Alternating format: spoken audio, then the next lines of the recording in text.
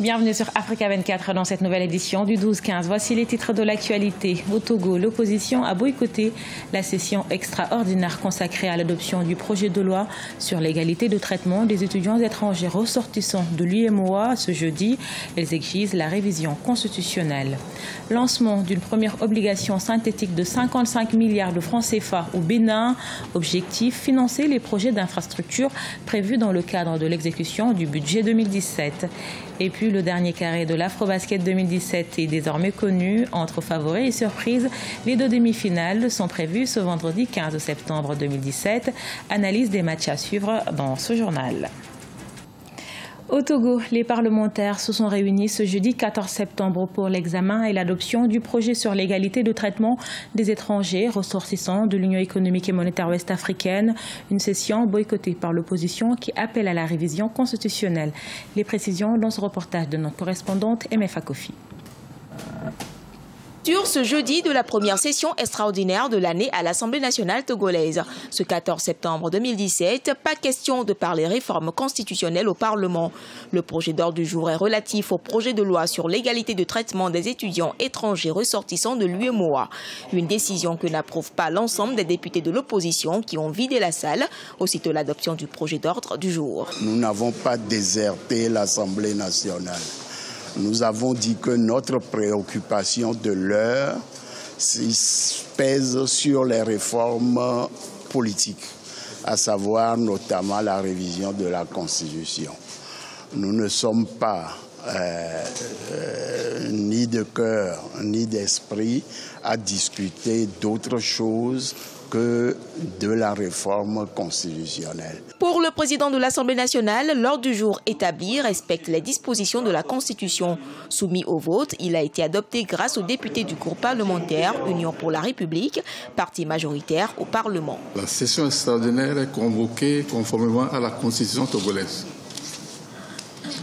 Et cette Constitution togolaise dit expressément à son article 52 que lorsque les députés se réunissent en session extraordinaire, ils se séparent de l'ordre du jour épuisé. L'ordre du jour épuisé veut dire qu'il y a un contenu pour les sessions extraordinaires. Les discussions de l'Assemblée nationale sur l'égalité des traitements des étudiants étrangers membres de l'Union économique et monétaire ouest-africaine se sont donc poursuivies sans les députés de l'opposition. Ce vendredi 15 septembre, l'Assemblée nationale annonce l'ouverture de sa deuxième session extraordinaire dont les discussions porteront exclusivement sur la révision constitutionnelle. En rappel, le 13 septembre, l'opposition parlementaire avait contesté le projet de loi introduit au Parlement par le gouvernement sur les réformes constitutionnelles. Pour elle, ce projet de loi donne la possibilité au président Faure Gnassingbé de briguer un 4e mandat à la tête du Togo. Et justement, ce vendredi 15 septembre, la commission des lois se réunit pour examiner l'avant-projet de loi du gouvernement sur la modification de la Constitution. Ce n'est qu'ensuite que l'ensemble des députés commenceront à examiner le projet. Mais ce projet est déjà qualifié par l'opposition d'insuffisant et de manœuvre dilatoire. Après la Côte d'Ivoire, le Bénin se lance dans une opération d'obligation synthétique destinée aux investisseurs. Elle est estimée à 55 milliards de francs CFA et vise à solder une partie des financements prévus dans le cadre de l'exécution du budget 2017. Marcel Farba-Maroun. L'État béninois a lancé début septembre 2017 à Cotonou une opération d'obligation synthétique à l'endroit des investisseurs à hauteur de 55 milliards de francs CFA avec des taux de pondération allant de 5 à 35%. Prévue le 21 septembre 2017, cette opération, première en son genre émise par le Bénin et la deuxième dans l'espace UEMOA, servira au financement de quelques travaux de construction de routes, l'installation de centrales électriques et d'adduction d'eau potable dans plusieurs localités. Nous venons de lancer pour la deuxième fois dans notre zone l'émission d'un titre obligataire que nous appelons obligation synthétique, qui se trouve être une obligation constituée d'un ensemble d'obligations. C'est un produit structuré que l'on appelle en général panier d'obligations, qui est basé sur une série de titres à structure in fine et qui tente de reproduire la structure de paiement amortissable. L'opération en question devrait également permettre au Bénin d'améliorer le coût de sa dette publique, qui est estimée à plus de 2700 milliards de francs CFA au 30 juin 2017, soit 53% du produit intérieur brut. Elle devra également aider à concourir à la dynamisation du marché secondaire. L'opération est repartie en 5 titres. Un bon du Trésor à 1 an, une obligation à 3 ans, une seconde à 5 ans, une troisième à 7 ans et une dernière à 10 ans. L'idée est de reproduire un panier d'obligations tout en respectant des proportions qui sont des proportions optimales en termes d'optimisation du portefeuille de la dette de l'État du Bénin. Pour l'exercice 2017, le Bénin a prévu la levée d'environ 716,5 milliards de francs CFA, dont 255,840 milliards de francs CFA de solde à financer sur le marché des titres publics au 30 août 2017. Le Bénin devient ainsi le deuxième pays dans l'espace UEMOA après la Côte d'Ivoire à procéder au lancement de son obligation synthétique. Souvent associés à des gangsters, l'attitude des Sud-Africains vis-à-vis des tatouages corporels change. Taz et Tsibusiso sont deux jeunes tatoueurs de Soweto qui tentent de donner un nouveau visage à cet art, une pratique qui est devenue aujourd'hui une véritable culture et séduit de plus en plus de jeunes Sud-Africains. Patricia Dubois. Une image, des inscriptions ou encore un visage. Les demandes sont à chaque fois différentes chez Sus Gods Crew. Taz et Tsibusiso Dlamini ont ouvert leur salon de tatouage à Soweto, en Afrique du Sud, il y a 3 ans. Bien plus qu'une tendance, le tatouage est d'abord une histoire de passion.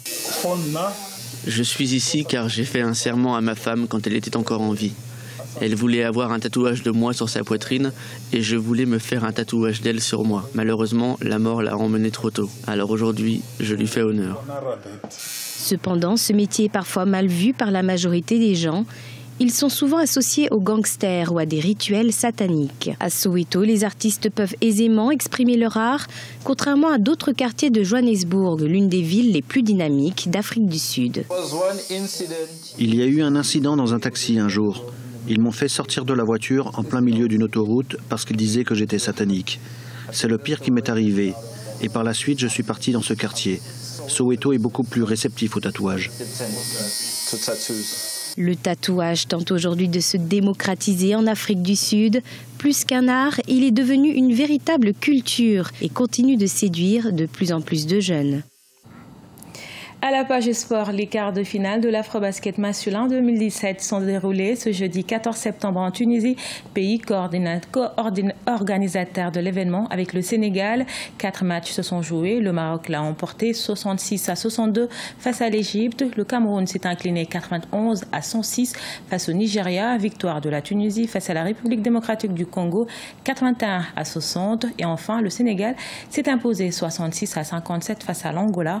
Et les nations qualifiées aux demi-finales sont le Maroc, la Tunisie, le Nigeria et le Sénégal. On écoute à ce propos Samuel Nono, ancien basketteur camerounais. Il y a eu des surprises. On peut parler du match Maroc-Égypte. L'Égypte qui est une équipe qui a déjà eu des trophées au niveau du continent.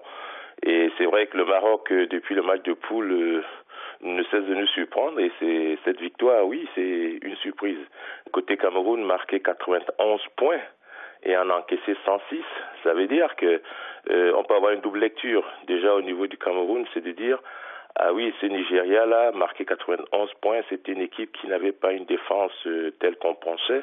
Le Sénégal, je pense que le Sénégal, jusqu'au début du 4e quart-temps, a eu des frayeurs parce qu'on a retrouvé une équipe d'Angola pas très entreprenante, mais néanmoins très très défensive.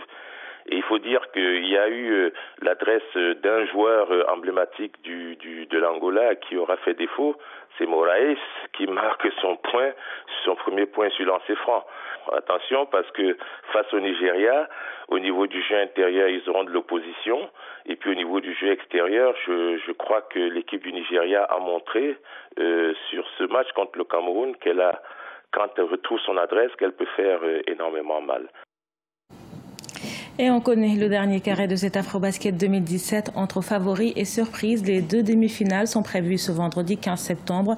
Et il opposera le Maroc à la Tunisie à 17h GMT et le Nigeria jouera contre le Sénégal à 19h30 GMT. Ce journal a été réalisé par l'ensemble de la rédaction. Nous vous remercions pour votre fidélité. Dans un instant, une nouvelle édition de l'actualité sur Africa 24.